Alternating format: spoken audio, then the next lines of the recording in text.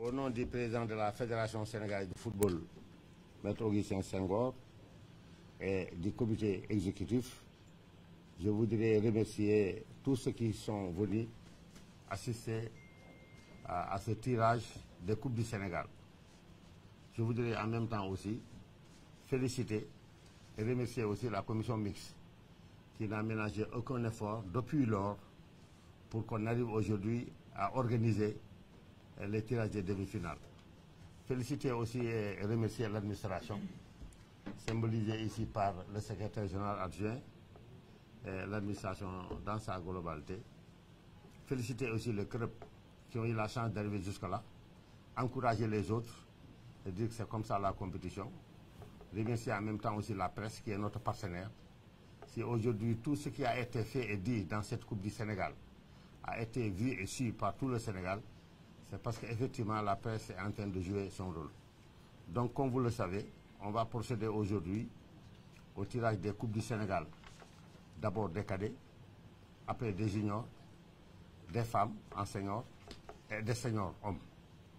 Mais avant cela, je voudrais donner la parole à Maître Pape Sidilo, n'est-ce pas, pour qu'on puisse revenir un peu sur les quarts de finale, le dernier quart de finale qui doit avoir lieu aujourd'hui. Il y a des dispositions pratiques, n'est-ce pas, que la commission mixte a voulu prendre. Vous avez pu remarquer cela depuis les huitièmes de finale. Et ça va continuer comme ça, n'est-ce pas, jusqu'à la finale. À chaque fois que nous pensons qu'il faut prendre des dispositions nécessaires pour une bonne organisation, nécessaires pour mettre les équipes dans de bonnes conditions, les spectateurs de même, la fédération le fera. Encore une fois, au nom du président Augustin Senghor, comme vous le savez, qui est hors du Sénégal, n'est-ce pas, il est allé représenter notre pays à l'Assemblée générale de la CAF. Je voudrais vous remercier tous. Parti de là, vous avez la parole. Merci, Président Amadou Kane, pour votre brillante introduction. Je salue la présence des membres de la commission mixte, des membres de l'administration fédérale et la presse, les représentants de clubs. Merci pour votre présence à vous tous. Donc pour le match Jaraaf-Agel comptant pour les quarts de finale en retard de la Coupe du Sénégal 2023, la commission mixte, en rapport avec l'administration de la fédération, a pris un certain nombre de mesures visant à parfaire l'organisation et à permettre à tout un chacun de pouvoir assister à un match paisible et qui se déroulera dans les meilleures conditions et que le meilleur de ces deux la gagne et passe en demi-finale. Et pour cela, chaque équipe aura droit à 25 personnes badgées qui auront accès aux vestiaires, à la main courante et aux zones dites des officiels. Il leur sera aussi attribué 2 badges All Access pour la libre circulation de 2 personnes de leur choix. Pour l'entrée des équipes, il est prévu, pour ne pas que les deux supporters des équipes se rencontrent, que Jaraaf accède au stade par la porte de la rue 11 et que Agel de Rufisque accède par la porte de l'avenue Blaise Diagne. Il a aussi été retenu de mettre tout ce qui est Jaraaf côté gauche de la loge sur la tribune couverte et Agel tout ce qui est côté droit de la tribune couverte à droite de la loge. Pour la billetterie, nous avons maintenu les tarifs habituels du stade Iba Mar Diop, à savoir pour la loge 5 000 francs, pour l'annexe loge 2 000 francs et pour les tribunes couvertes latérales 1 000 francs. Ça permettra à tout un chacun de pouvoir assister paisiblement à ces matchs-là. À la fin du match, il est prévu effectivement une conférence de presse qui sera aiguillonnée par notre officier média, M. Karatchoun, et que les équipes sont priées d'envoyer au moins l'entraîneur à la conférence de presse à la fin du match. Voilà les principales dispositions pratiques qui ont été prises. La commission mixte aussi a pris un certain nombre de mesures par rapport à la main courante et par rapport aux vestiaires parce que ce sont les zones sensibles. À l'instar de tous les matchs officiels qui se passent au Sénégal et dans le monde, donc partant en Afrique, seules les personnes identifiables et gérables par les officiels de match auront accès à la main courante. Une personne non identifiée, une personne sur qui ne peut peser aucune mesure, ne peut pas accéder dans des zones officielles au risque de pouvoir commettre des infractions qui ne peuvent pas être sanctionnées dans ces zones. Voilà les principales dispositions qui ont été prises par l'intercommission et l'administration de la Fédération sénégalaise de football. Donc on a voulu vous faire part. Merci beaucoup. Et je pense que les clubs sont déjà au courant de cela, n'est-ce pas? Donc on va commencer maintenant le tirage. Je vais donner la parole à Yaya Baldé qui va expliquer comment ça va se passer et en même temps lire les listes des équipes qui sont concernées pour ces demi-finales. Yaya, vous avez la parole. Merci beaucoup, Président. par rapport au tirage des demi-finales, je voudrais rappeler que nous avons 4 catégories qui sont concernées. Nous avons les cadets, les juniors, les dames et les seniors, hommes. Pour les cadets, les clubs qualifiés, nous avons en demi-finale, c'est Étoile Lusitana de Dakar, Dakar Sacré-Cœur, Jambar FC et le Casa Sport.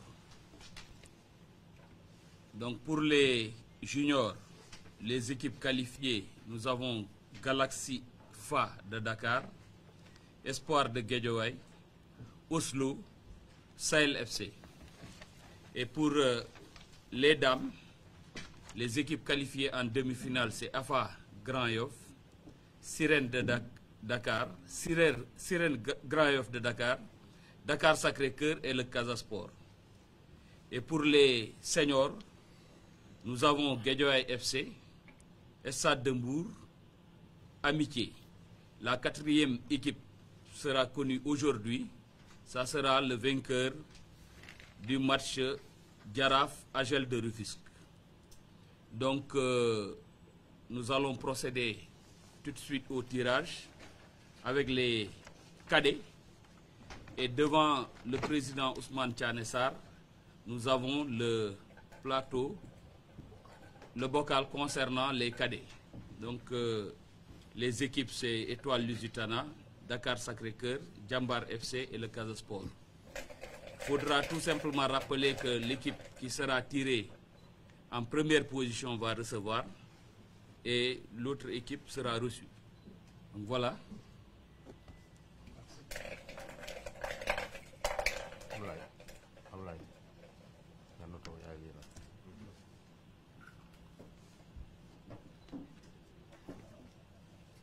Jambar FC.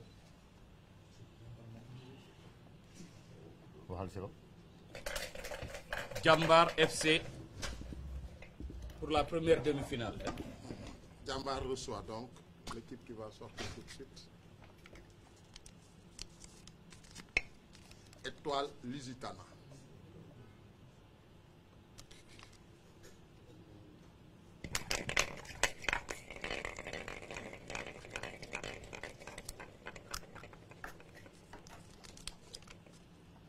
Dakar Sacré-Cœur. Pour la deuxième demi-finale, Dakar Sacré-Cœur reçoit Casa Sport. Casa Sport. bien Casa Sport.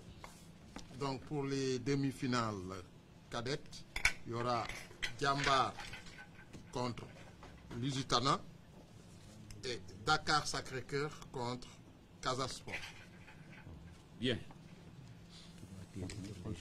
Maintenant, pour les juniors, nous allons laisser la place au secrétaire général, M. Diouf, pour procéder au tirage. Pour rappel, les juniors, nous avons Galaxy Fa, Espoir de Guédiawaye, Oslo et Sahel FC. Ouais. Et là, la Ligue de Dakar est bien représentée avec 4 clubs. Félicitations, Lai. Merci, Président. Nous allons procéder au tirage.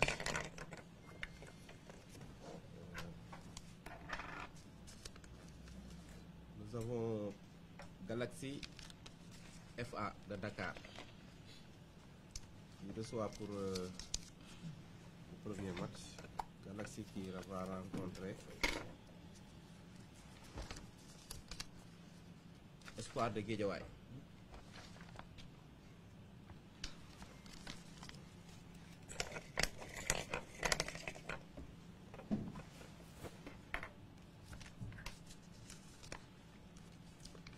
Sahel FC.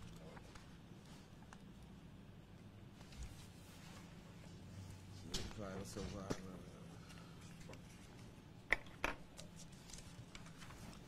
Oslo FA.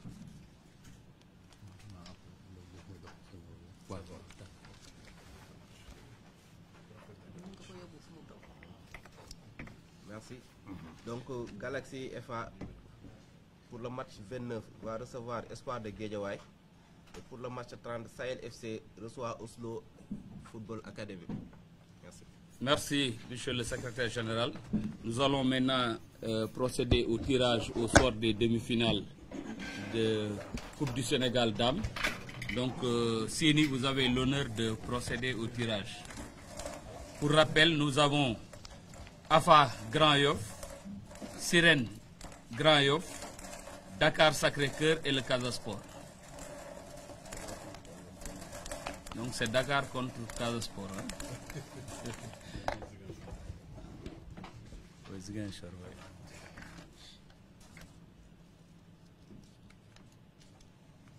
AFA Grand Yoff.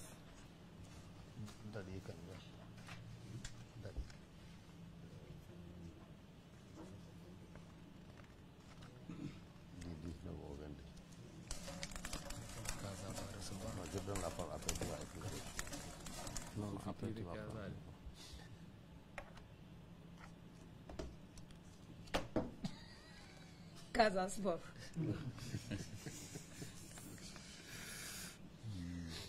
C'est approprié, mais... C'est approprié, mais... Finalement, c'est à Dakar.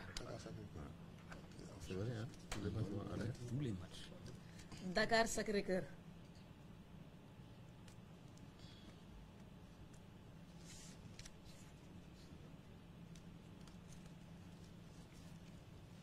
Et la dernière boule, Sirène, normalement. Sirène de Grand Yoff. Sirène, Hermalik. Rappelez les rencontres. Donc, en demi-finale féminin, nous avons AFA Grand Yoff qui reçoit Casa Sport de Ziguinchor. Et l'autre demi-finale, c'est Dakar Sacré-Cœur qui reçoit Sirène de Grand Yoff. Merci. Maintenant, place aux seniors. Nous invitons le président Baïdou Via pour venir faire le tirage. Ou bien vous restez là.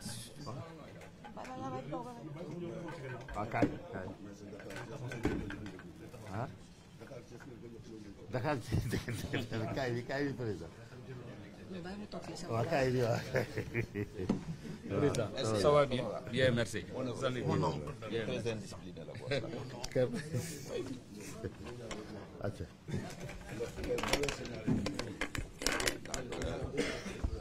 mu ne boole la déglu noonu. Les demi-finales. C'est qui ça? Guédiawaye. Stade de Mbour, Amitié. Les équipes qualifiées pour les seniors, c'est Ouais. Guédiawaye FC, Stade de Mbour, Thiès, Amitié FC, Thiès, et le vainqueur AS Jaraaf, Agel de Rufisque. Donc c'est 2 Jaraaf, 2 Thiès, et 2 Dakar, 2 Thiès.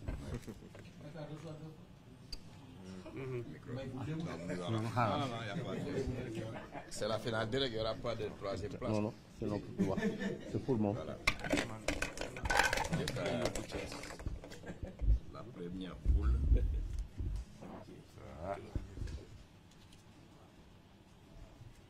Guédiawaye FC. Guédiawaye FC qui reçoit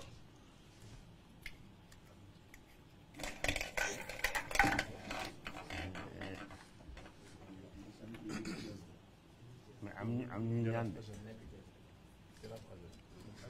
Guédiawaye FC reçoit vainqueur Jaraaf Agel. Donc forcément il y aura Dakar, Thiès. C'est bien. Match numéro 102.